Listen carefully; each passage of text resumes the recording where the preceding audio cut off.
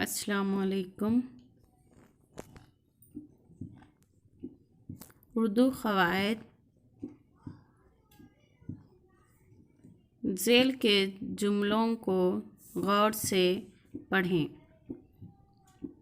روٹی ووٹی تیار ہوئی کہ نہیں؟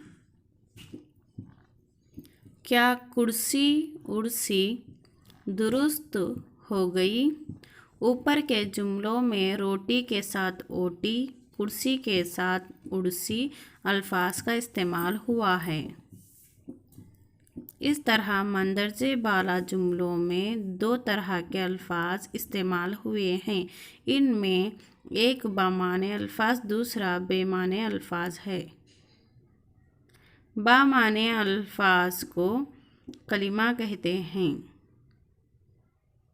بے معنی الفاظ کو محمل کہتے ہیں۔